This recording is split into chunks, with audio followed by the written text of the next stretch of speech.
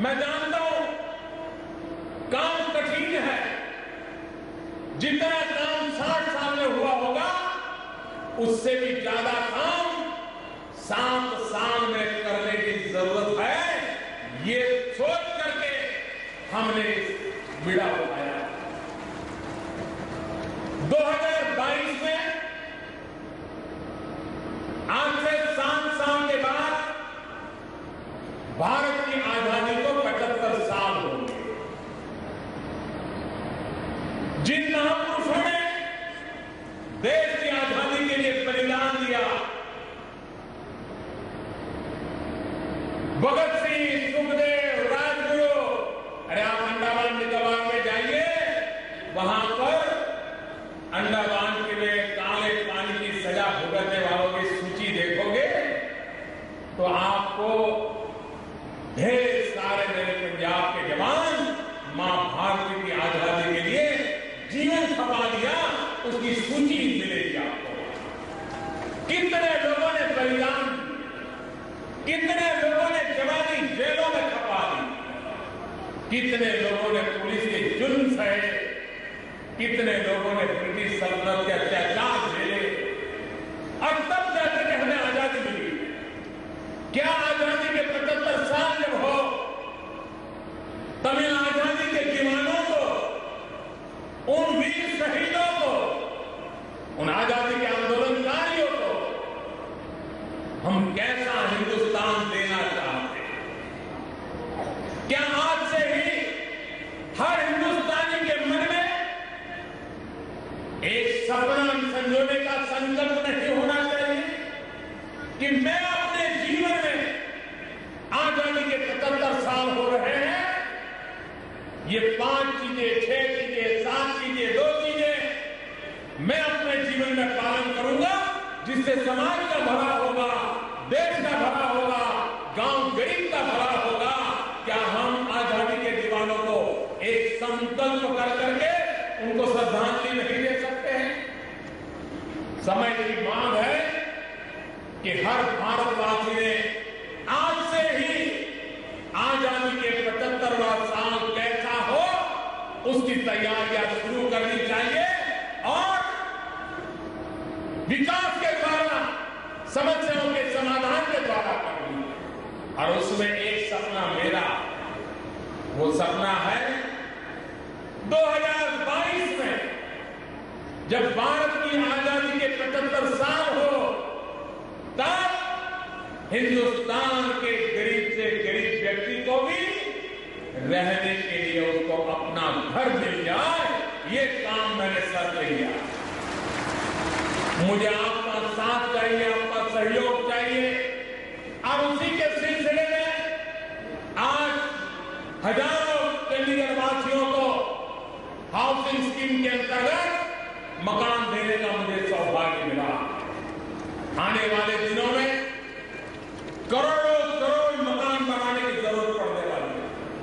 और जब करोड़ों मकान बनेंगे मतलब एक प्रकार से इतनी बड़ी मात्रा में मकान बनने पड़ेंगे कि जिसके कारण एक प्रकार से यूरोप के नए देश जितनी जनसंख्या है उतना हमें यहां बसाना पड़ेगा।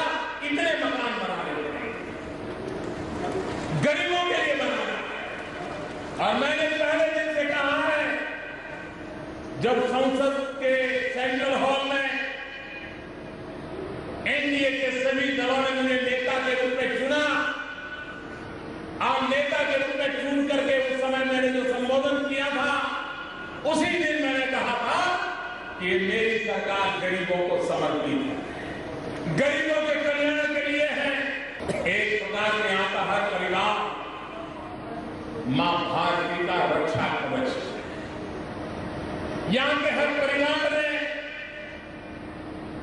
चाहे हिमाचल हो, चाहे उत्तराखंड हो, चाहे हरियाणा हो, चाहे पंजाब हो, ये सारा भूभाग ऐसा है कि जहां से देश की रक्षा करने के लिए जिंदगी सेना में गुजारने वाले लोग करीब करीब सभी परिवारों में मिल जाएंगे।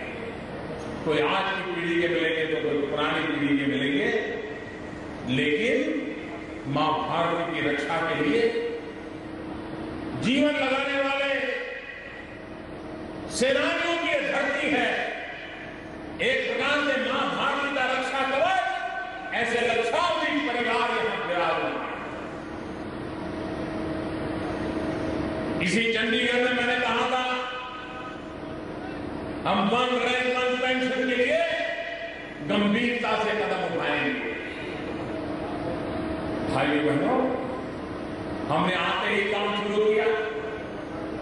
सेना के लोगों से बातचीत करते रहे, विचार विमर्श करते रहे और जैसे जैसे समझते गए समस्या और गहरी होती गई। और मुझे दुख की बात तो यह है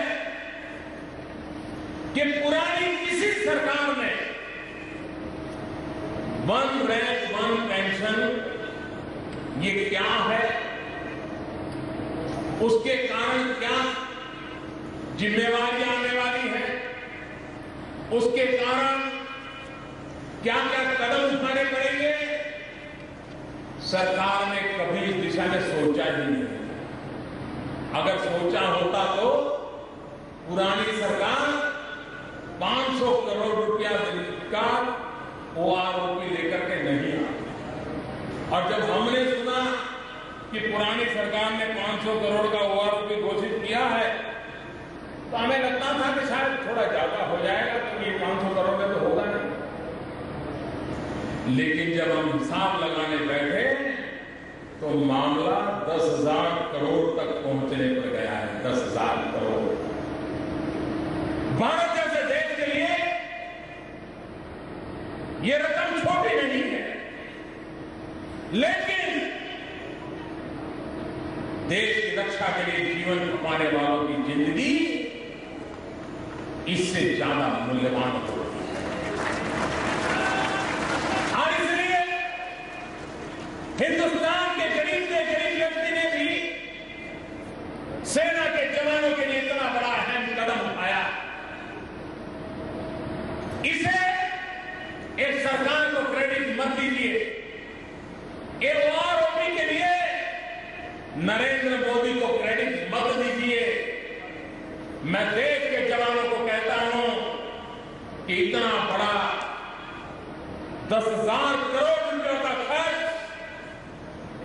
इस एक काम के लिए होने वाला है तो धन्यवाद करना है तो मेरे देश के उन गरीबों के लिए करिए कि जिन गरीबों ने अपनी चीज छोड़ करके आपके सम्मान के लिए कुछ देने का फैसला किया है।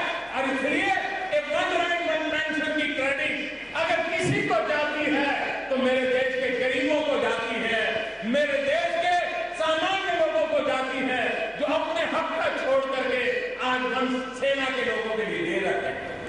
इससे बड़ा गौरव तो हो नहीं सकता है।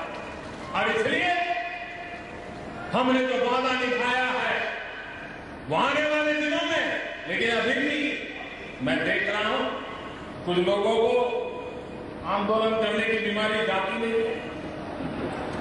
अभी भी उनके अंदर सुगबुगाहट लगती है। उनको लगता था कि मामला इतना गंभीर है कि 5-7 साल तक उनकी गाड़ी चल जाएगी। उनके सोचा नहीं था कि मोदी ऐसे कर भी दे देगा। अब उनको लगता है कि कर दिया तो अब हमारी गाड़ी कैसे चलाएं। मैं भाइयों बहनों आज विश्वास दिलाना चाहता हूं, देश हित में कोई भी निर्णय करना होगा, जो सरकार की व्यवस्था होगी, हमारी पूरी कोशिश रहेगी कि उसको प्राथमिकता मिले। ये हमारी कोशिश रहेगी, क्योंकि हम ये देश को आगे बढ़ाने के लिए सरकार चला रहे हैं, विकास की नई ऊंचाइयों पर जाने के लिए सरकार चला रहे हैं। आपने हमें इतना भारी बहुमत दिया। 30 साल के बाद दिल्ली में पूर्ण बहुमत वाली सरकार बनी। लेकिन मेरे भाइयों बहनों, पिछले दिनों लोकसभा का जो हाल आपने देखा है, देश के राजनीतिक दलों को उनके इस आचरण के लिए देश की जनता कभी माफ नहीं करेगी। आपको चुनकर के भेजा है, सदन में जाइए, बैठिए, घंटों चर्चा कीजिए,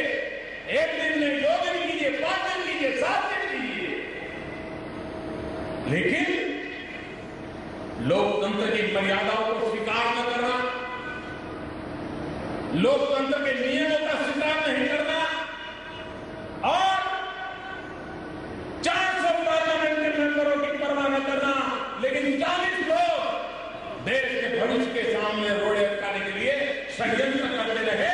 ये भारत के लोकतंत्र के साथ खिलवाड़ है, भारत के लोकतंत्र का अपमान है मेरे भाई। और इसलिए आज देश में लोकतंत्र के लिए जागरूकता लाने की आवश्यकता पैदा हो। हर सांसद के ऊपर ये दबाव पैदा करने की आवश्यकता खड़ी हुई है कि आप संसद को चलने में मदद कीजिए, आप संसद में चर्चा कीजिए, हमारे इलाके के सवालों के लिए चर्चा कीजिए, आप सरकार को कटघरे में खड़ा कर दीजिए, आप मोदी का हिसाब मांगिए, लेकिन संसद में जाकर के काम कीजिए। ये बात जनता जनार्दन ने सांसदों पर दबाव डालने का वक्त आ गया। कुछ लोग अपने अहंकार के कारण देश की संसद को बांध में रखे, देश की संसद को चलने में दे। भाई बहनों, इससे बड़ा कोई दुर्भाग्य नहीं हो सकता। और इसलिए मैंने निर्णय किया है, अगर लोकसभा में हमें बात को रोक दिया गया, लोकसभा में हमारी आवाज को गौण दिया जाता है, तो लोकसभा से आगे भी एक जनसभा होती है और जनसभा किसी से कम नहीं होती है। और इसलिए आज मेरी लोकसभा का केस मैं जनसभा में आपके सामने प्रस्तुत कर रहा हूं।